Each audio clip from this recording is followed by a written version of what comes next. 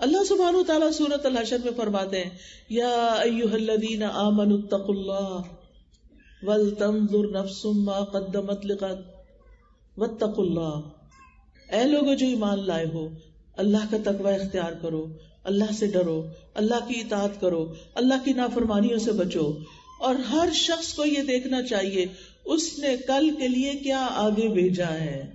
وَلْتَنْظُرْ نَفْسٌ مَا قَدَّمَتْ لِغَدْ، اپنے کل کی زندگی کے لیے، اپنی آخرت کی زندگی کے لیے آگے کیا بھیجا ہے. وَاتَّقُوا اللَّهَ، اور اللہ سے ڈرو. ادھر بھی اللہ کا تقوی اور ادھر بھی اللہ کا تقوی، اور درمیان میں فرمایا آگے کے لیے کیا بھیجا ہے.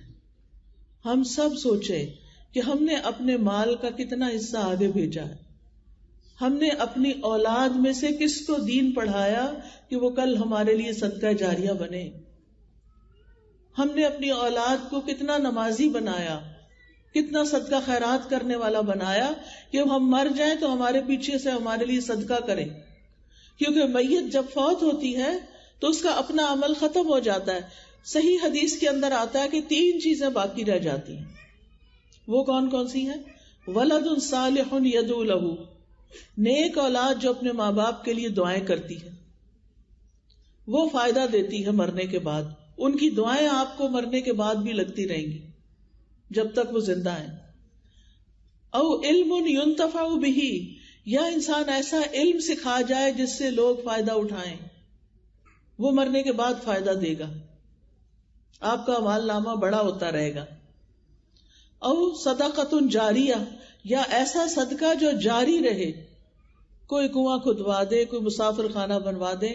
اب تو خیر مسافر خانوں کی اتنی ضرورت نہیں رہی، لیکن کوئی اسکول بنوا دے. ہو سکتا ہے آپ کے آس پاس مسجدیں بھی ہوں، ہو سکتا ہے آپ کے آس پاس اسکول بھی ہوں، آپ کو کوئی مشکل نہیں. کیا سارے پاکستان میں ایسا ہی ہے؟ نہیں ہے نا. کئی گاؤں ایسے ہیں جہاں کوئی مسجد نہیں. اگر مسجد ہے تو اس کو چلانے والا کوئی نہیں، کیونکہ کوئی مؤذن کی تنخواہ نہیں دیتا، کوئی مولوی صاحب کو اسپانسر نہیں کرتا کہ جو وہاں مسجد آباد کر. تو یہ کس کا مال ہوگا؟ یہ مال والوں کا ہی مال ہوگا نا، جو اپنے مال میں سے خرچ کریں گے اور اس طرح وہ اپنی آخرت بنائیں گے. آپ لوگوں کی دنیا پہ خرچ کرتے ہیں، بدلے میں آپ کی آخرت بنتی چلی جا رہی. اپنی زندگی میں یہ تو کر جائے نا. کوئی آس پاس کا گاؤں ڈھونڈے جہاں مسجد نہیں، مل کے ساری فیملی مسجد بنوائیں، پھر مل کے ساری فیملی کسی مولوی صاحب کو رکھے اور ان کے گھر کا خرچہ دیں ان کو، تاکہ وہ کہیں اور سے آ کے یا اسی شہر سے وہاں پر وہ لوگوں کی خدمت کریں، لوگوں کو نمازیں پڑھائیں، قرآن پڑھائیں، درس دیں، ان کو آخرت کی یاد دلائیں. کیونکہ مسجد ہی اسلامی ملک میں یا کسی بھی جگہ پر جہاں مسلمان ہوتے ہیں، وہاں مسجد کسی شہر میں ایسے ہی ہے جیسے ہمارے جسم میں دل ہوتا ہے، جس سے سارے جسم کو خون فراہم ہوتا ہے. تو مسجد سے ہی وہ نور پھوٹتا ہے جو دلوں کو منور کرتا ہے. تو اس لیے کسی نہ کسی جگہ کوئی مسجد بنوا لیں، کسی جگہ کوئی مدرسہ بنوا لیں، کسی غریب علاقے میں کوئی ہاسپٹل یا ڈسپینسری کھول دیں تاکہ لوگوں کی تکلیف میں ان کو دوائیاں مل جائیں. ہم بعض اوقات جو بڑے بڑے ہسپتال بن چکے ہیں صرف ان کو سالانہ کچھ پیسے بھیج دیتے ہیں، چلو صدقہ صحیح، غریبوں کا علاج وہ کر دیں گے. لیکن آپ خود کیوں نہیں سوچتے کہ جہاں کوئی سہولت ہی نہیں ہے، کوئی ڈاکٹر ہی نہیں ہے، کوئی کمپاؤنڈر بھی نہیں ہے، وہاں کے لوگوں کی زندگی کیا ہوگی؟ کتنی عورتیں بچے کی پیدائش میں مر جاتی ہیں کہ ان کو وقت پر کوئی امداد نہیں ملتی.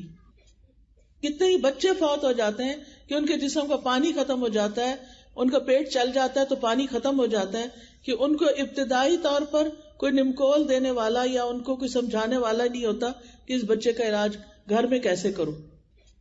تو انسانیت کی یہ خدمت اور لوگوں کے اندر دین کی تعلیم ہماری ذمہ داری ہے. اگر ہم نے خود پڑھ لیا ہے تو صرف یہ نہ سوچیں کہ میں آن لائن پڑھا دوں اور 4 پیسے کما لوں. نہیں، جو ادارے بنتے ہیں ان کو آباد کرنا بھی ہمارا فرض ہے. ہم اپنے وقت میں سے وقت نکالیں. اللہ کی راہ میں جب آپ ایک قدم بھی اٹھاتے ہیں نا تو آپ کا درجہ بلند ہوتا ہے. اپنے گھر سے نکل کے جا کے بچوں کو پڑھاتے ہیں، بڑوں کو پڑھاتے ہیں، اپنا وقت قربان کرتے ہیں، فی سبیل اللہ اپنا وقت دیتے ہیں، تو اللہ سبحانہ وتعالیٰ اس کے بدلے میں آپ کو کچھ نہیں دے گا. جو کام آپ اللہ کے لیے کرتے ہیں اس کا بدلہ کون دیتا ہے؟ اللہ دیتا ہے. اور اللہ سبحانہ تعالیٰ کے خزانے کتنے وسیع ہیں. آپ یہ کر کے تو دیکھیں, اللہ کے راستے میں نکل کے تو دیکھیں, آپ کی ساری مشکلات آسان ہوگی. پچھلے دنوں ایک بچی میری ملاقات کے لیے آئی. وہ پہلے اسلام آباد الہدا میں کام کرتی تھی, پھر اس کی شادی ہو گئی. شادی کے بعد وہ UK چلی گئی. چونکہ یہاں سے اچانک اس کو پھر جلدی ویزا ہو گیا, چلی گئی, تو وہاں کوئی جہیز وغیرہ کا لین دین نہیں ہوا. تو جب گئی تو اس کے شوہر نے گھر لیا, اور گھر بالکل خالی تھا. اب نہ کچن کا سامان ہے, نہ بیڈ روم کا سامان ہے, جو بنیادی ضرورتیں ہوتی ہیں. اب یہ بچی نہیں گئی ہے پاکستان سے, اس کو پتا نہیں کہ کیسے کروں, کیونکہ کوئی رشتہ دار بھی نہیں تھے وہاں. مجھے میسج کرتی ہے کہ استاذہ میں ابھی گھر سیٹ کر رہی ہوں, اس لیے کیونکہ بڑی قابل بچی تھی. تو میں نے کہا تھا وہاں برانچ ہے, وہاں جا کے پڑھاؤ. کہنے لگی ابھی تو مشکل ہو رہی ہے جب تک گھر نہیں سیٹ ہوتا. میں نے اس کو ایک ہی نصیحت کی, میں نے کہا تم اللہ کے راستے میں نکلو, تمہاری ساری مشکلیں آسان ہو جائیں گی. الحمدللہ اس کو بات سمجھ میں آ گئی. وہ اگلے ہی دن چلی گئی. وہاں پر اتنی بہنیں مل گئی, کسی نے کوئی چیز بتائی, کسی نے کوئی مشورہ دیا, کسی نے کوئی رستہ بتایا, اور مل جل کے اس کا گھر بھی سیٹ ہو گیا, اور اس نے اپنا وقت بھی اللہ کے دین کے لیے دیا تاکہ اوروں کو فائدہ پہنچائے. یعنی ہم یہ سمجھتے ہیں کہ اگر ہم نکلیں گے تو ہمارے لیے شاید ہمارا آرام خراب ہوگا, ہمیں جانا پڑے گا, ہم تھک جائیں گے. نہیں, انسان انسانوں سے ملتا ہے تو اس کے غم دور ہوتے ہیں. اچھے لوگوں سے جب ملاقات ہوتی ہے تو پھر اس کو اچھی نصیحتیں بھی ملتی ہیں, اچھی سپورٹ بھی ملتی ہے. قرآن مجید میں آتا ہے والعصر ان الانسان لفی خسر الا الذین آمنوا وعملوا الصالحات وتواصوا بالحق وتواصوا بالصبر. قسم ہے زمانے کی, یقیناً انسان یعنی ہر انسان نقصان میں ہے, سوائے ان لوگوں کے جو ایمان لائے, جنہوں نے نیک عمل کیے, ایک دوسرے کو حق کی تلقین کی اور ایک دوسرے کو صبر کی تلقین کی. کیونکہ جب ہم انسانوں کے پاس بیٹھتے ہیں, انسانوں کے غم ان کو انس فراہم کرتے ہیں, وہ اپنے غموں کو بھول جاتے ہیں. ہم کوئی اللہ کی بات ان کو بتاتے ہیں, ان کے دل کو آسرا ہو جاتا ہے, ان کو صبر آ جاتا ہے. تو اس لیے اب یہ کووڈ کے بعد عام طور پر یہ ہو گیا ہے, مسجدیں خالی, مدرسے خالی, ہر جگہ یہ مسائل پیش آ رہے ہیں. ان کو آباد کون کرے گا؟ کیا مسجدوں کو آباد نہیں کرنا چاہیے؟ مسجدوں کو آباد کرنا چاہیے. اپنے بیٹوں کو, اپنے بھائیوں کو, اپنے شوہر کو کہا کریں کہ مسجد جائیں. 27 گنا زیادہ ثواب ہوتا ہے مسجد جا کر نماز پڑھنے کا, جماعت کے ساتھ نماز پڑھنے کا. ان کو وقت پہ کھانا دیں, ان کے آرام کا خیال رکھیں تاکہ وہ ٹائم پہ مسجد جایا کریں. مسجد کے جو امام ہیں ان سے کہلوائیں کہ وہ صرف نماز نہیں پڑھائیں بلکہ چھوٹی چھوٹی حدیثیں ہر نماز کے بعد بتا دیا کریں, یا رات کو ایک نماز کے بعد بتا دیا کریں. ان کو مشورہ دیں. بعض اوقات ان کو بھی خیال نہیں آتا, وہ سمجھتے سب جلدی میں ہے. ٹھیک ہے, لمبی تقریریں نہیں کرنی چاہیے, جمعے کا دن کافی ہے کہ جس میں لوگوں کو اچھی نصیحتیں کر لی جائیں, لیکن اس کے ساتھ کیا کرنا چاہیے؟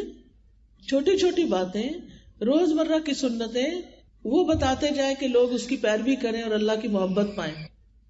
قرآن مجید میں آتا ہے قل ان کنتم تحبون اللہ فاتبعونی یحببکم اللہ. کہہ دیجیے اگر تم اللہ سے محبت کرتے ہو تو میری پیروی کرو, اللہ تم سے محبت کرے گا. تو نبی صلی اللہ علیہ وسلم کی سنتوں کی پیروی سے کیا حاصل ہوتا ہے؟ اللہ سبحانہ وتعالیٰ کی محبت. کیا ہم سب کو چاہیے اللہ کی محبت؟ ہم چاہتے ہیں نا اللہ ہم سے محبت کرے. کوئی انسان محبت کرے, ہم اتنے خوش ہو جاتے ہیں کہ وہ فلاں مجھ سے محبت کرتا ہے. یعنی کسی کے بارے میں اگر آپ کو اپنی امی کا یقین ہو نا, میری ماں مجھ سے محبت کرتی ہے, تو آپ کا دل کتنا ٹھنڈا ہو جاتا ہے. جس ماں کو یہ پتا ہو میرے بچے مجھ سے محبت کرتے ہیں, وہ ماں کتنی خوش ہو جاتی ہے. اور جس ماں کو یہ پتا ہو کہ بچے پوچھتے ہی نہیں ہیں, بچوں کو پرواہ نہیں, اس کی زندگی کتنے غم میں ڈوب جاتی ہے. تو اگر بندوں کی محبت میں اتنی خوشی دیتی ہے تو اللہ کی محبت نصیب ہو جائے تو پھر کیا نہیں ملے گا. پھر تو آسمان پر منادی ہو جاتی ہے. جبریل علیہ السلام کو اللہ تعالیٰ فرماتے ہیں میں فلاں بندے سے محبت کرتا ہوں, تم بھی کرو. اور آسمان والوں سے کہو وہ بھی محبت کرے, پھر وہ بھی کرنے لگتے ہیں, پھر وہ محبت زمین پر بھی اتار دی جاتی ہے. تو بات یہ ہے کہ دنیا میں مشکلات آئیں گی, لیکن کچھ کام ایسے ہیں کہ جن کے کرنے سے مشکلات حل ہو جاتی ہیں, اور وہ ہے علم حاصل کرنا, علم کے راستے پہ چلنا, سیکھنا, سکھانا، اور پھر ایسی دعائیں سیکھنا کہ جن کو سیکھ کر ہم و غم سے نجات پا سکتے ہیں. یاد رکھیں، دل پہ پریشانی کا بوجھ، ہم اور غم، یہ انسان کو اللہ کے راستے پہ صحیح طور پہ چلنے نہیں دیتا. ابن قیم کہتے ہیں کہ جان لیں غم راستے کی رکاوٹوں میں سے ہے. غم راستے کی رکاوٹوں میں سے ہے، یہ ایمان کے مراتب میں سے نہیں ہے. یعنی غم کا ہونا کوئی ایمان کی علامت نہیں ہے، اور نہ ہی اللہ کے راستے پر چلنے والوں کی منزل ہے. اس لیے قرآن مجید میں کہیں ایک جگہ بھی غم کرنے کا حکم نہیں دیا گیا، بلکہ اس کے برعکس کیا کہا گیا ہے کہ غم نہ کرو، لا تحزن ان اللہ معنا. غم نہ کرو، اللہ ہمارے ساتھ ہے، یقیناً اللہ ساتھ ہے. اور پھر آپ دیکھیے کہ جنگ احد میں جب مسلمانوں کو بہت بڑا صدمہ پہنچا تھا تو اس وقت اللہ تعالیٰ نے فرمایا پھر اللہ نے تمہیں رنج پہ رنج دیے تاکہ تم ایسی بات پر غم نہ کرو جو تمہارے ہاتھ سے نکل جائے، اور نہ ایسی مصیبت پہ غم کرو جو تم پر نازل ہو. یعنی مصیبت تم پہ نازل ہو تو غم نہ کرو، اور جو کام بھی تم کرتے ہو اللہ اس سے خوب واقف ہے کہ تم غم کرتے رہتے ہو یا نکلتے ہو اس سے باہر. تو جنگ احد میں بہت سے غم ملے تھے مومنوں کو، تو اللہ تعالیٰ نے ایک کے بعد ایک آزمائش کیوں ڈالی؟ تاکہ مومن پکے ہو جائیں اور اپنے غم چھوڑ دیں اور دنیا کے چھوٹے چھوٹے غموں کو لے کے نہ بیٹھے رہیں. اہل ایمان کو غم کرنے سے منع کیا گیا ہے. ولا تہنوا ولا تحزنوا، اے مسلمانوں نہ تم سستی دکھاؤ نہ ہی غم زدہ ہو، غم نہ کیا کرو. ام موسیٰ کو اللہ تعالیٰ نے کیا فرمایا تھا؟ وَأَوْحَيْنَا إِلَىٰ أُمِّ مُوسَىٰ أَنْ أَرْضِعِيهِ فَإِذَا خِفْتِ عَلَيْهِ فَأَلْقِيهِ فِي الْيَمِّ وَلَا تَخَافِي وَلَا تَحْزَنِي إِنَّا رَادُّوهُ إِلَيْكِ وَجَعَلُوهُ مِنَ الْمُرْسَلِينَ. اور ہم نے موسیٰ کی والدہ کی طرف الہام کیا، اس بچے یعنی موسیٰ کو دودھ پلاتی رہو، پھر جب تجھے اس کے قتل کا خوف ہو تو اسے دریا میں ڈال دینا. دریا میں ڈال کے کیا کرنا؟ وَلَا تَخَافِي وَلَا تَحْزَنِي، نہ خوف نہ غم، غم نہ کرنا، ہم اسے واپس لائیں گے. اور وہ واپس آئے. ام موسیٰ نے ہی دودھ پلایا، لیکن امتحان ہوا نا، آزمائش آئی نا، اور وہ ٹیسٹ تھا. بس جتنی دیر واپس نہیں آتا غم نہیں کرنا، دل بڑا رکھنا ہے. انبیاء اپنے ساتھیوں کو بھی غم سے روکتے تھے، جیسے نبی صلی اللہ علیہ وسلم نے حضرت ابو بکر کو فرمایا لا تحزن ان اللہ معنا، غم نہ کرو اللہ ہمارے ساتھ ہے. ابن قیم کہتے ہیں 4 چیزیں جسم کو تباہ کر دیتی ہیں، برباد کر دیتی ہیں. نمبر 1 پریشانی، نمبر 2 غم، نمبر 3 بھوک، اور نمبر 4 جگراتا، بیداری، نیند نہ آنا. کیونکہ پریشانی اور غم انسان کے ارادوں کو کمزور کر دیتی ہے، دل میں کمزوری پیدا ہو جاتی ہے، بندے اور اس کے کاموں میں محنت کرنے کے درمیان رکاوٹ بن جاتے ہیں. جو کام اس کو فائدہ دیتے ہیں وہ کر نہیں پاتا ان کاموں کو. غم سفر کا راستہ کاٹ دیتے ہیں، یعنی انسان گھر سے ہی نہیں نکلتا، بستر سے لگ جاتا ہے، یا اس کے علم کے لیے رکاوٹ بن جاتے ہیں. یعنی جب آپ ڈپریشن کے مریض بن جاتے ہیں تو پھر آپ علم بھی نہیں حاصل کر پاتے. ابراہیم بن ادم کہتے ہیں غم 2 طرح کے ہوتے ہیں، ایک غم تمہارے حق میں ہے اور ایک غم خلاف. وہ غم جو تمہارے حق میں ہے وہ آخرت کے بارے میں غم کرنا ہے، اور اس کی خیر و برکات کے بارے میں غم کرنا ہے. اور جو غم تمہارے خلاف ہے وہ دنیا اور اس کی زینت کے بارے میں غم کرنا ہے، یعنی دنیا کی چیزوں پہ پریشان ہونا ہے. ابن قیم کہتے ہیں جب انسان صبح کرے اور شام کرے اور اس کی صرف ایک ہی فکر ہو اور وہ اللہ کے ساتھ رابطہ جوڑنا، تو ایسے انسان کی ساری ضرورتوں کو اللہ اپنے ذمے لے لیتا ہے. یعنی جو بندہ اس بات کی فکر کرتا ہے کہ میں نے اپنے رب کی عبادت کرنی ہے، رب کے ساتھ جڑ کے رہنا ہے، رب کا کلام پڑھنا ہے، رب کے کلام کی خدمت کرنی ہے، اللہ اس کی باقی ضرورتیں خود پوری کر دیتا ہے، اور ہر پریشان کرنے والے کے کام کا ضامن ہو جاتا ہے، اور اس کے دل کو اپنی محبت کے لیے، اس کی زبان کو اپنے ذکر کے لیے، اور اس کے اعضاء کو اپنی اطاعت کے لیے فارغ کر دیتا ہے. لیکن اگر وہ صبح و شام اس حال میں کرے کہ دنیا ہی اس کی پریشانی ہو تو اللہ اس پر دنیا کے غم، پریشانیاں اور تکلیفیں لاد دیتا ہے. وہ بڑھنے لگتی ہے تکلیفیں، اس کو اس کے نفس کے حوالے کر دیتا ہے، اور اس طرح اللہ اس کے دل کو اپنی محبت سے ہٹا کے مخلوق کی محبت کی طرف کر دیتا ہے. اس کی زبان کو اپنے ذکر سے ہٹا کے لوگوں کے ذکر سے مشغول کر دیتا ہے.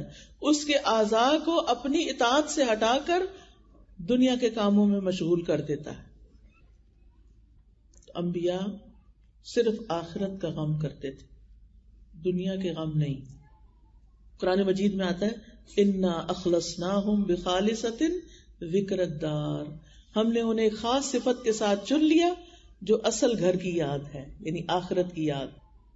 سفیان رحمت اللہ علیہ کہتے ہیں وَكَانُوا لَنَا خَاشِعِينَ کے بارے میں کہ غم ان کے دلوں میں پھیل کر ان کو پگھلانے والا ہوتا ہے اور ان کو صاف کر دیتا ہے. صحابہ بھی آخرت کا غم لگاتے تھے، سلف صالحین بھی آخرت کا غم لگاتے، یعنی ان کی ساری فکر آخرت ہوتی تھی. اگر کوئی نماز ضائع ہو جاتی، قضا ہو جاتی تو اس میں سخت غمزدہ ہوتے. امام زہری کہتے ہیں میں دمشق میں انس بن مالک کی خدمت میں گیا، آپ اس وقت رو رہے تھے. میں نے عرض کیا آپ کیوں رو رہے ہیں؟ انہوں نے فرمایا اب میں اس نماز کے علاوہ نبی صلی اللہ علیہ وسلم کے دور کی کوئی چیز نہیں پاتا، اور اب اس نماز کو بھی ضائع کر دیا گیا، یعنی لوگ اسے لیٹ کر کے پڑھتے ہیں، تاخیر سے پڑھتے ہیں. ابو موسیٰ انصاری کہتے ہیں میں نے ابو خالد احمر سے کہا کہ ایک شخص کو اللہ رات کی نماز پڑھنے، قرآن کی تلاوت کرنے اور رقت قلبی میں حصہ دیتا ہے، لیکن وہ اس کو کھو دیتا ہے اور اس پر غم کرتا ہے. تو انہوں نے کہا یہ غموں کا غم ہے، یعنی یہ بہت بڑا غم ہے جو انسان کو نیکی میں کمزور پڑنے سے لگتا ہے. اسی طرح فتنوں کا غم. تو اس لیے عمار بن یاسر لمبی مدت تک غم کرنے والے اور رنجیدہ ہونے والے تھے. ان کا زیادہ تر کلام یہ ہوتا تھا اے رحمان میں فتنے سے تیری پناہ چاہتا ہوں. اسی طرح کچھ لوگ اپنی زندگی کم ہونے کا غم کرتے تھے، آج بھی ایک دن اور کم ہو گیا، آج اور کم ہو گیا، آج اور کم ہو گیا. لیکن ہم خوش ہوتے ہیں جب ہماری زندگی کا ایک اور سال کم ہو جاتا ہے، اور اس خوشی میں برتھ ڈے مناتے ہیں زور شور سے. اب تو پتہ نہیں کیا لوگوں کو ہو گیا کہ اس کے لیے شادیوں کی طرح ہال بک کراتے ہیں، بڑی بڑی دعوتیں کرتے ہیں، کھانے کھلاتے ہیں، جبکہ دور صحابہ سے کوئی ایسی چیز نہیں ملتی. وہ تو کہتے تھے کہ اگر زندگی کم ہو گئی ہے تو یہ غم کی چیز ہے، نہ کہ خوشی کی چیز. مثلاً پہلے آپ 20 سال کے تھے، اب آپ 21 سال کے ہو گئے، آپ کی زندگی زیادہ ہو گئی یا کم ہو گئی؟ سال زیادہ ہوتے جاتے ہیں، زندگی کم ہوتی جاتی ہے. یہ یاد رکھیے گا بات. جتنے جتنے سال ہماری زندگی کے زیادہ ہوتے جاتے ہیں اتنی اتنی ہماری زندگی کم ہوتی جاتی ہے. جب ایک سال اور مکمل ہو جاتا ہے زندگی اور کم ہو جاتی ہے، اس پر غم کرنا چاہیے، برتھ ڈے نہیں منانی چاہیے. اب مائیں کہتی ہیں، بچے کہتے ہیں، اسکولوں میں سارے بچے برتھ ڈے مناتے ہیں، ہم کیا کریں، ہمیں بھی منانی. انہیں کیسے سمجھائیں؟ ان کو کاغذ لے کے اس پر طریقے سے سمجھائیں کہ دیکھو مثلاً تمہاری زندگی 100 سال ہے، تو اب تم 5 سال کے ہو گئے تو باقی 95 رہ گئے ہیں، کم ہو گئی یہ زندگی. اور 100 تو کسی کسی کی ہوتی ہے نا، کوئی کہیں سے ایک آدھ نظر آتا ہے 100 سال والا، ورنہ 60-70 ایوریج ایج ہے. اس سے پہلے بھی فوت ہو جائے، کبھی بھی فوت ہو سکتا ہے انسان. پھر اسی طرح غم اور پریشانی کا علاج کرنا چاہیے. غم پالنے نہیں چاہیے اپنے اندر، یعنی دنیا کے غم. آخرت کی تو فکر ہوگی لیکن دنیا کے، اس کے لیے کیا کرنا ہے؟ جب کوئی تکلیف آئے تو سوچے، ایک لفظ بولا کرے مکتوب، یہ لکھی ہوئی تھی، غم دور ہو جائے. تکلیف ہوگی، آپ کو کسی نے کچھ کہہ دیا، مکتوب. کہیں ٹھڈا لگ گیا، مکتوب. کوئی چیز ٹوٹ گئی، آپ کی کراکری میں سے کوئی بہت عزیز برتن ٹوٹ گیا، مکتوب. لکھا ہوا تھا، یہ اس کی اتنی زندگی تھی، پوری ہو گئی، اس کا ٹائم پورا ہو گیا. انسان جب دنیا سے جاتے ہیں تو ہم کہتے ہیں اس کا وقت پورا ہو گیا تو موت آ گئی. تو برتن جب ٹوٹتے ہیں تو ان کا وقت نہیں پورا ہوا, تو غم کس لیے؟ بس جانے والی چیز تھی, چلی گئی. تو ہم خواتین خاص طور پر چھوٹی چھوٹی باتوں کو لے کے دل پہ رکھ لیتے ہیں, اور جو بڑے بڑے کرنے کے کام ہے وہ پھر ہم نہیں کر سکتے. تو تقدیر پر یقین ہونا چاہیے. قل لن یصیبنا الا ما كتب اللہ لنا, کہہ دیجئے ہمیں اگر کوئی مصیبت آئے گی تو وہی آئے گی جو اللہ نے ہمارے مقدر میں رکھی ہے. پھر عام طور پہ ہم کہتے ہیں یہ فلاں کی وجہ سے ہوا, دوسروں کو بلیم کرنا شروع کر دیتے ہیں. ہمیں یہ بات یاد رکھنی چاہیے. نبی صلی اللہ علیہ وسلم نے ابن عباس سے فرمایا تھا, جان رکھو اگر ساری دنیا بھی مل کر تمہیں نفع پہنچانا چاہے, تمہیں نفع نہیں پہنچا سکتی سوائے اس کے جو اللہ نے تمہارے لیے لکھ دیا, اور وہ سارے مل کے تمہیں کوئی نقصان دینا چاہے تمہیں نقصان نہیں دے سکتے سوائے اس کے جو اللہ نے تمہارے لیے لکھ دیا. قلم اٹھا لیے گئے, صحیفے خشک ہو گئے. بندے آپ کو کچھ نہیں بگاڑ سکتے. لوگوں سے نہ ڈرا کریں. ہم بہت دفعہ لوگوں کے ڈر سے کوئی اچھا کام نہیں کرتے. ویسے بہت سے لوگ شادی والے دن نماز ہی نہیں پڑھتے. کیا اس کی پوچھ نہیں ہوگی کہ لوگ کیا کہیں گے؟ آج بھی نماز پڑھنی. غم والے دن نماز نہیں پڑھتے. ہمیں تو اپنی پڑھی ہوئی, آج کون نماز پڑھے؟ یہ تو شیطان کے وسوسے ہیں, شیطان نے ایسی باتیں سجائی ہیں. تیسری چیز, غم آئے, کوئی چیز کھو جائے, اللہ پہ بھروسہ رکھے. اللہ اور دے دے گا, اللہ ہی کافی ہے مجھے. بیمار ہو جائے, حسبی اللہ پڑھے. کوئی بڑی مصیبت کی خبر سنے, حسبی اللہ پڑھے انا للہ کے بعد. وَمَن يَتَوَكَّلْ عَلَى اللَّهِ فَهُوَ حَسْبُهُ, جو اللہ پہ بھروسہ کرے تو اللہ اسے کافی ہے. ان اللہ بالغ امرہ, اللہ اپنا کام پورا کر کے رہتا ہے. قد جعل اللہ لکل شیء قدرا, بے شک اللہ نے ہر چیز کا ایک اندازہ مقرر کر رکھا ہے. پھر یہ کہ جو مصیبت آئے سوچیں یہ اللہ کے اذن سے ہی آئی ہے. وما اصاب من مصیبت الا باذن اللہ ومن یؤمن باللہ یہد قلبہ, جو اللہ پہ بھروسہ کرے گا اللہ اس کے دل کو ہدایت دے دے گا. واللہ بکل شیء علیم, اللہ ہر چیز کو خوب جانتا ہے. پھر اللہ کے سامنے اپنے دل کا حال رکھنا ہے. اللہ میں غمگین ہوں, اللہ تو میری مدد فرما. اے اللہ میں مظلوم ہوں, تو میرا بدلہ لے. پھر ہم و غم ملنے پر اجر کی نظر رکھنا. جب غم آیا, تکلیف, حتیٰ کہ کانٹا بھی چبھے نا, تو سوچا کرے اس پر بھی اجر ہے, کوئی بات نہیں. پھر کیا ہوا؟ رسول اللہ صلی اللہ علیہ وسلم نے فرمایا, مسلمان کو جو بھی کوئی تکلیف پہنچتی ہے وہ اس کے گناہوں کا کفارہ ہوتا جاتا ہے. یہاں تک کہ جو چوٹ بھی اسے پہنچتی ہے, کئی ٹھوکر لگ گئی, چوٹ لگ گئی, یا اسے کوئی کانٹا چبھتا ہے, تو وہ بھی اس کے گناہوں کا کفارہ ہو جاتا ہے. ہم توبہ کرتے رہتے ہیں, یا اللہ تو معاف کر دے ہمارے گناہ. کچھ تو توبہ سے معاف ہو جاتے ہیں اور کچھ ان تکلیفوں سے معاف ہو جاتے ہیں. پھر اپنا آپ اور اپنے بچے اور اپنا مال اور اپنی ہر چیز جس کی آپ فکر کرتے ہیں نا, اسے اللہ کے حوالے کر دیں. بلا من اسلم وجهه لله وهو محسن فله اجره عند ربه ولا خوف عليهم ولا هم يحزنون. کیوں نہیں, جس نے اپنا چہرہ اللہ کے تابع کر دیا, فرما بردار بن گیا, اور وہ نیکی کرنے والا ہو, تو اس کا اجر اس کے رب کے پاس ہے. ان پر نہ کوئی خوف ہوگا نہ وہ غمگین ہوں گے. پھر اللہ کی تقسیم پہ راضی رہیں. ہمیں غم کس بات کا آتا ہے, میرے تو 2 بچے ہیں تو فلاں کے 4 کیوں ہیں, اس کے تو بیٹے ہیں اور میری بیٹیاں ہی ہیں, اس میں غمگین رہتے ہیں. نہیں, یہ اللہ کی تقسیم ہے. اللہ نے اس کو بیٹوں کے لیے چنا, آپ کو بیٹیوں کے لیے چنا. میرا ہی بچہ بیمار ہے, باقی تو سب ٹھیک ہے. اللہ نے آپ کو چن لیا ایک بڑا اجر دینے کے لیے. اللہ کو پتا تھا کہ آپ میں ہمت ہے ایسے بچے کو سنبھالنے کی جس کو اللہ کوئی نشانی بنا کے زمین میں پیدا کرتا ہے. پھر یہ کہ غم کے موقع پر اللہ سے گمان اچھا رکھیں. اللہ اس کو ٹھیک کر دے گا, اللہ اس کو دور کر دے گا, اللہ اپنی رحمت کرے گا. تو اللہ تعالیٰ بھی بندے سے کیسا معاملہ فرماتے ہیں, اس کے گمان کے مطابق. پھر کاش اور افسوس کا لفظ استعمال نہ کریں. ہمت سے کام لیں, صبر کریں, ہر حال میں اللہ کی تعریف کریں, اور یہ یاد رکھیں کہ ہر تنگی کے ساتھ آسانی بھی ہے. فَإِنَّ مَعَ الْعُسْرِ يُسْرًا إِنَّ مَعَ الْعُسْرِ يُسْرًا، بے شک ہر مشکل کے ساتھ آسانی ہے، بے شک اسی مشکل کے ساتھ آسانی ہے. حدیث میں آتا ہے النصر مع الصبر، مدد صبر کے ساتھ ہے، کشادگی تنگی کے ساتھ ہے، اور بے شک ہر مشکل کے ساتھ ایک آسانی ہے، بے شک اسی مشکل کے ساتھ آسانی ہے. اور جب تک آسانی ہوتی نہیں، وہ جو انتظار کا وقت ہے نا، وہ آپ کی عظیم عبادت ہے. جب تک وہ مشکل ٹل نہیں جاتی. مثلا روز ہمیں گھروں میں مشکل پیش آتی، کب؟ جب بجلی چلی جاتی، آپ جو کام کر رہے ہوتے ہیں وہ ادھر ہی رک جاتا ہے. جب تک بجلی آ نہیں جاتی آپ صبر کر رہے ہوتے ہیں. یہ صبر کرنا عظیم عبادت ہے.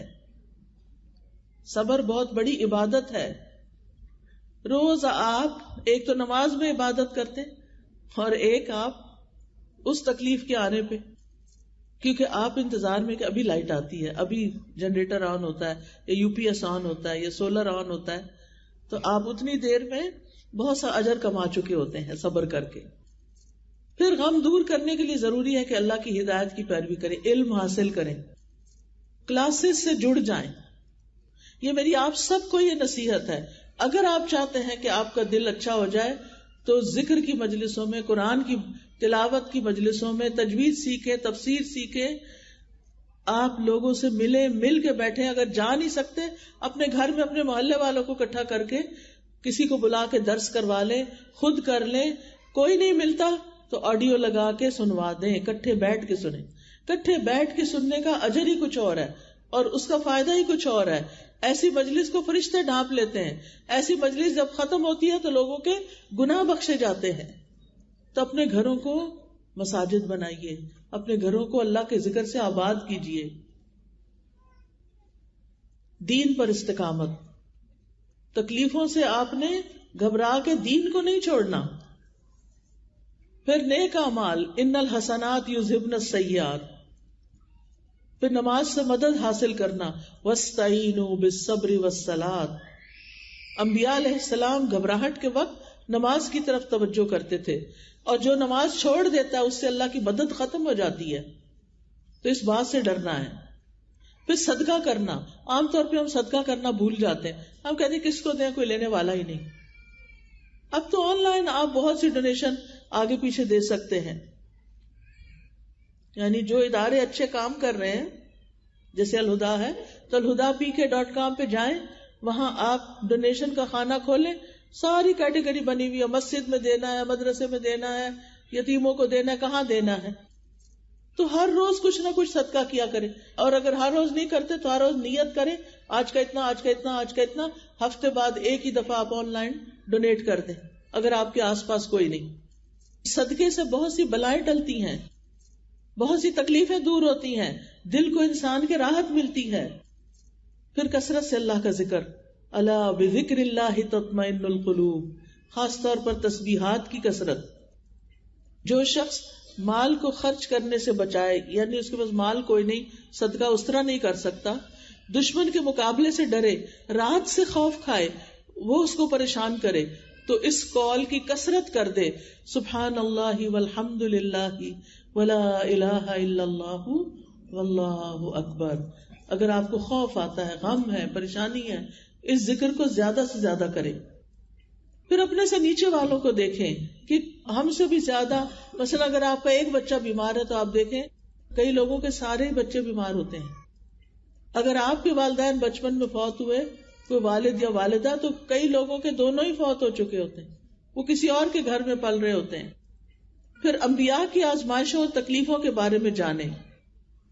پھر اچھے کاموں میں مصروف ہوں، خدمت خلق کریں. کل ایک خاتون مجھے ملی، خود بھی ماشاءاللہ ایجڈ تھی، لیکن دیکھ کے بڑی خوشی ہوئی. کل جہلم میں خاتون آئی درس کے بعد، تو انہوں نے بتایا کہ وہ بوڑھے لوگوں کے پاس جاتی ہیں، روز کسی کا پیمپر چینج کرتی ہیں، کسی کو دوائی دیتی ہیں، کسی کی کوئی خدمت کرتی ہیں. یعنی اپنے بچے فارغ ہو گئی، اللہ نے ابھی بھی صحت دی ہوئی ہے، وہ جا کے اوروں کی خدمت کرتی. کتنی اچھی بات ہے.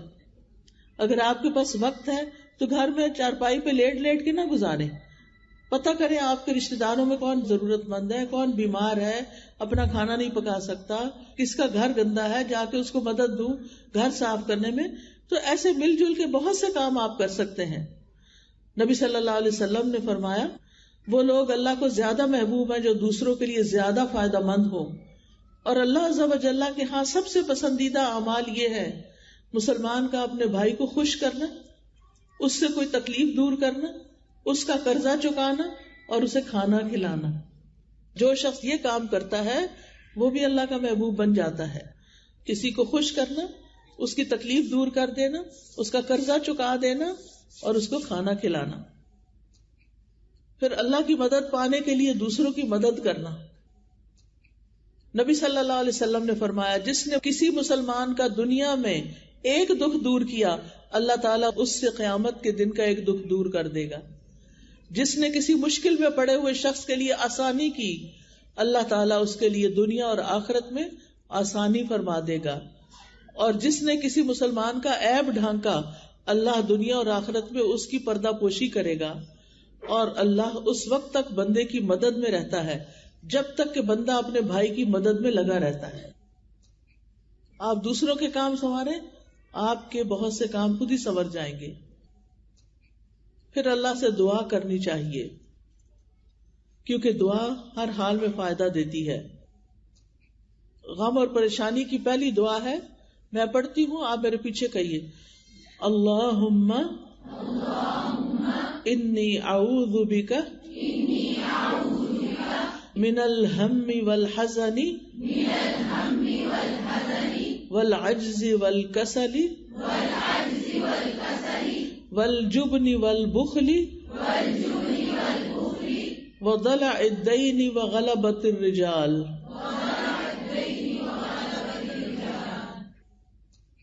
اے اللہ میں تیری پناہ مانگتا ہوں ہم اور غم، عاجزی اور سستی، بخل اور بزدلی اور قرض داری کے بوجھ اور ظالم لوگوں کے اپنے اوپر غلبہ آنے سے، کہ مجھ پہ کوئی ظالم مسلط نہ ہو. اب یہ جو دعا ہے نبی صلی اللہ علیہ وسلم سفر کے دوران یہ کثرت سے پڑھتے تھے. اس میں آپ دیکھیے کہ انسان 3 چیزوں کی وجہ سے گھٹیا پن کا شکار ہو جاتا ہے: نفساتی بیماریاں، جسمانی بیماریاں، خارجی مشکلات. یعنی انسان کی اسپرٹس لو ہوتی ہیں اور وہ اچھے کام چھوڑ دیتا ہے. تو پہلی قسم انسان کی طاقتوں کے مطابق ہے اور اس کی صلاحیتوں کی 3 اقسام ہیں: قوت عقلی، قوت قلبی، قوت شہوانی. پریشانی اور غم کا تعلق عقلی قوت کے ساتھ ہے اور بزدلی کا تعلق غضبی قوت کے ساتھ ہے. بخل کا تعلق شہوانی قوت کے ساتھ ہے اور اس پہلی قسم کا تعلق انسان کے کسی عضو کی کمی یا اس طرح کی کوئی اور کمی ہونے کی وجہ سے ہے. تو ہمیں کیا دعا کرنی چاہیے غم کو دور کرنے کے لیے؟ اللہم انی اعوذ بک من الہم والحزن. ہم جو ہوتا ہے وہ فیوچر کا ہوتا ہے اور حزن جو ہوتا ہے ماضی کا ہوتا ہے اور غم پریزنٹ کا ہوتا ہے، یعنی کہ موجودہ حالت کا ہوتا ہے. ٹھیک ہے؟ تو اس لیے ہمیں ہم، غم، حزن سختی کو بھی کہتے ہیں، ان سب چیزوں سے اللہ کی پناہ طلب کرنی چاہیے اور دعائیں مانگتے رہنا چاہیے. پھر عجز اور کسل. عجز کہتے ہیں کہ جسم کی بے بسی، کچھ کر نہ پانا، اور کسل کہتے ہیں سستی، ارادے کی کمزوری. پھر جبن اور بخل. جبن انسان اپنی جان کے چلے جانے کا اس کو خوف ہو، اور بخل مال کے بارے میں خوف ہوتا ہے. بخل کیا ہوتا ہے؟ مال کے بارے میں خوف. ان دونوں سے بھی بچنا چاہیے کیونکہ انسان نیک کام نہیں کر سکتا. اور قرض کے یا قرض کا جو غلبہ ہوتا ہے اس سے بھی بچنے کے لیے دعا، اور پھر انسانوں کے مسلط ہونے سے بھی، ان سے بھی بچنے کی دعا کرنی چاہیے. تو آپ دیکھیے اسی طرح اگر غم لاحق ہو، حضرت یونس علیہ السلام کو کس دعا سے نجات ملی تھی؟ لا الہ الا انت سبحانک انی کنت من الظالمین. ٹھیک ہے نا؟ تو ہمیں بھی کیا کرنا چاہیے؟ یہ دعا پڑھنی چاہیے.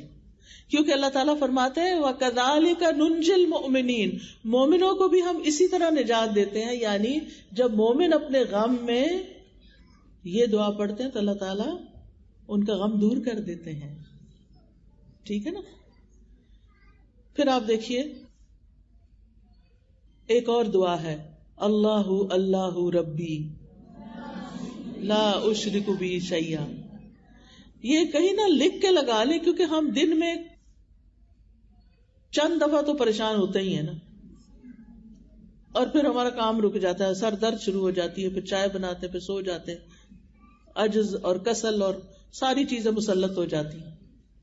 تو فوراً دعا کا سہارا لیں، فوراً اللہ کی طرف رجوع کریں. ٹھیک ہے نا. نبی صلی اللہ علیہ وسلم نے اپنے گھر والوں کو جمع کر کے یہ دعا سکھائی تھی. آپ بھی اپنے گھر والوں کو، بچوں کو جمع کر کے یہ دعا سکھائیں، اللہ اللہ ربی لا اشرک بہ شیئا. پھر یا حی یا قیوم برحمتک استغیث. پھر اللہم رحمتک ارجو فلا تکلنی الی نفسی طرفۃ عین. اللہ میں تیری رحمت کی امید رکھتی ہوں، مجھے ایک لمحے کے لیے بھی میرے نفس کے حوالے نہ کرنا، کیونکہ نفس کے حوالے وہ شیطان آئے گا، آپ کو غمگین کر کے چلا جائے گا. پھر اسی طرح کچھ اور دعائیں بھی ہیں، اگر ایاک نستعین آپ لے لیں تو انشاءاللہ آپ کی تکلیفیں، غم، دکھ دور ہو جائیں گے ان دعاؤں کو بار بار پڑھنے سے. تو آپ نے رنج و غم کی دعائیں لے کے دیوار پہ لگانی ہے، دن میں جس وقت کوئی پریشانی ہو کھڑے ہو کے دعا پڑھنی ہے، اور ایک اس میں سے لے کے ریپیٹ کرنی ہے، ریپیٹ ریپیٹ ریپیٹ. ٹھیک ہے، تاکہ اللہ سبحانہ وتعالی ہمیں ان غموں سے چھٹکارا دے جو ہمارے جسم کو کھوکھلا کر دیتے ہیں. آپ نے دیکھا ہوگا اکثر عورتیں ذرا سی جوانی کی حد پار کرتی ہیں، بستر پہ پڑ جاتی ہیں. اتنی بچیوں کو میں نے سنا ہے بھی تم لوگ توجہ سے پڑھو، توجہ سے پڑھاؤ، کہتے وہ امی بیمار ہیں، گھر میں جانا پڑ رہا ہے. بھئی امی کیوں بیمار ہے؟ بس وہ ابا کی طرف سے انہیں بڑی پریشانی تھی، وہ بھائی نے بڑا تانگ کیا ہوا ہے. یہ تو چیزیں ہوں گی زندگی میں، ان کی وجہ سے ہم نے اپنے دین کا کام تھوڑی چھوڑ دینا ہے. اللہ کے بندوں کو بڑی ضرورت ہے. اب باہر نکل کے پوچھے نا کسی کو، آتی ہیں یہ دعائیں؟ جو آج آپ نے سیکھا وہ باہر والوں نے تو نہیں سیکھا. تو علم کی مجلسوں سے فائدہ ہوتا ہے. علم کی مجلسوں میں جاتے رہیں، لوگوں سے ملتے رہیں، ایک دوسرے سے سیکھتے سکھاتے رہیں. اپنے بچوں کو دین پڑھنے کے لیے وقف کریں. اپنے بچوں کو ان کی زندگی کا کم از کم 1 سال ضرور دین کے لیے لگائیں، تاکہ وہ بنیادی دین سیکھ لیں، ورنہ کل اللہ کے یہاں جواب بھی دینا ہوگا کہ ان کو سب کچھ دیا، مال بھی دیا، وقت بھی دیا، محبت بھی دی، کھانا پینا دیا، سب کچھ دیا، نہیں دیا تو دین نہیں دیا، قرآن نہیں دیا. تو آپ نے اپنے بچوں کو بچپن سے ناظرہ، اور جب بڑے ہو جائیں تو نیت کر لیں کہ لازمی ترجمہ تفسیر پڑھانی ہے تاکہ وہ اللہ سے جڑیں. اللہ سبحانہ وتعالی ہمیں عمل کی توفیق عطا فرمائے. سبحانک اللہم و بحمدک، اشہد ان لا الہ الا انت، استغفرک و اتوب الیک.